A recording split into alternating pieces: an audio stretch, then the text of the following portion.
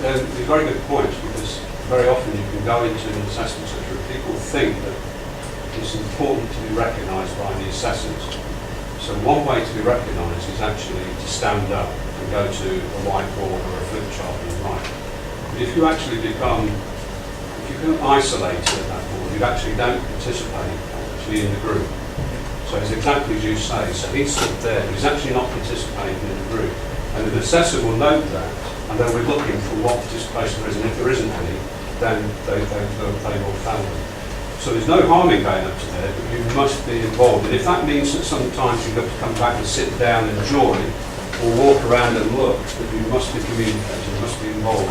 If you say you want to have a project manager, I have seen this in an assessment centre where somebody who's obviously done a project management course at university, and they come in and try to set up a project.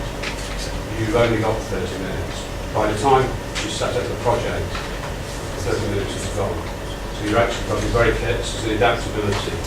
So there's nothing wrong with project management, but you have to adapt it to the circumstances you find yourself in. If you're going to have a vote who's going to be a project manager, who's going to be the best person, who's going to do this and that, you won't get anything done. Sorry, Susan.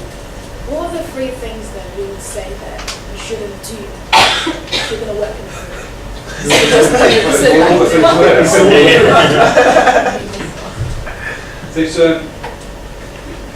What we're trying to do is just to role play each individual role play things that you shouldn't do. And you brought these out. So the reading of the information is absolutely paramount. It's probably easier to say things that you might do. We had an assessment centre recently where I couldn't believe it. It was actually back-to-back groups. It was assessed units, which the group they go out and the group comes in, who did not read the information and tried to solve the problem. And what they did to solve the problem, so something like this, you make assumptions. And what was quite specific about in a group exercise like this, we say there is a solution to this problem. All the information you require is on the paper in front of you to do that.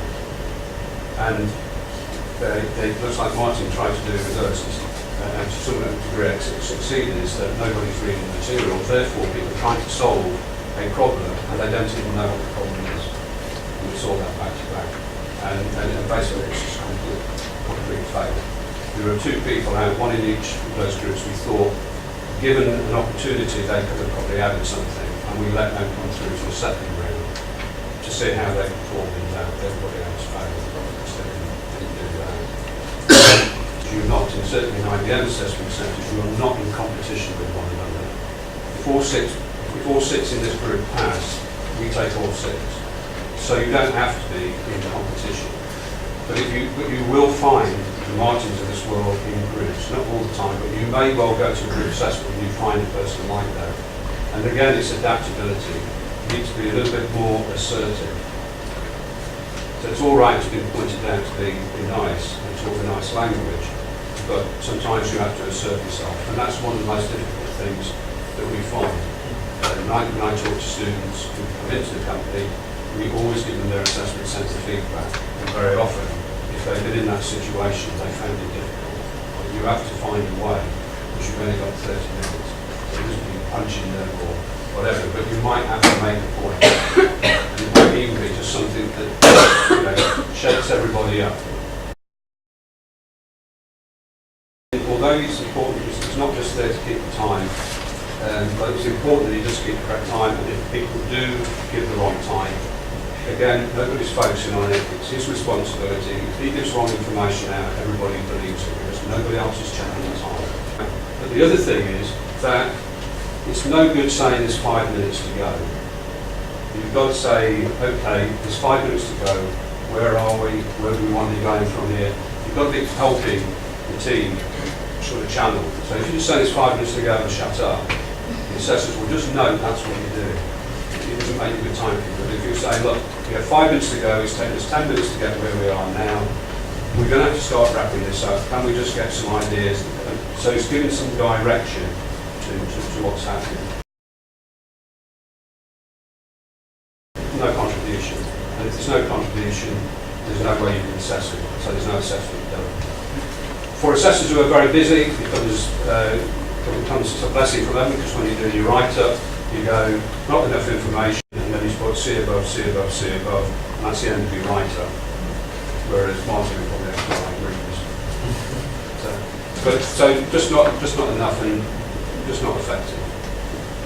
Now, that can happen. It can happen for a number of reasons. Sometimes people get overawed by the situation. It makes it very difficult for a group, because the group is now one person light, and inevitably the person, no matter what you may do to try and bring it in, will at some point give up because it's not happening. And then you've actually only got 5 people working. And if that's the case, then that's unfortunate, that's all you can do, because they're not doing that. It's important to understand them, because you have got to find a way to contribute. Now, I'm actually an analytical problem solver. I'm not actually in real life, but I am. For this, I'm an analytical problem solver. But there's no adaptability, because I need time. So I'm used to spending a lot of time on solutioning, and I don't have the time to do that. So, and I get bothered by other people when they start interfering with my thought processes. So it's much easier for me to actually try and do this, and then I can actually just say to people, I don't need to go, if you get a solution, that's fine. If you don't get it, it's not a problem, because I already have the answer here. And I don't know what the percentage would be, but I think it's probably quite high that people don't get the solution. Because if I send you out on your own to solve that, you do it in 15, 20, 30 minutes. But the problem is that you're not doing it by yourself, you're actually doing it in a team. That actually adds to the difficulty of solutioning. So you can get a solution, but the vast majority of times you won't get a solution. And I'm talking about people coming for graduates. So I don't know, did you get it? Well, I was just going to add to that. Basically, for my placement logical exercise, we actually got it down to the final 2 choices, run out of time, guessed it, got it wrong, but I went through this placement, and on my placement assessment, when I went through my placement assessment results, I was given 4s and 5s, because it wasn't, like you've been saying, it wasn't the solution, it was how we got to that solution. It was, the role I took and how involved I was on the table, and basically how we got to the solution that we eventually came up with. And you can, within the group, play any role, and you play to the strengths that you've got. If you're a project manager, you project manage. If you're a problem solver, you solve the problem. But you just bring whatever it is that you can do. Don't be put off by other people. You might get somebody that's brilliant at solving the problem, but they will need your help. I need to describe some of the types of whatever. Okay, so enough, do you think? So I'm going to want to pass.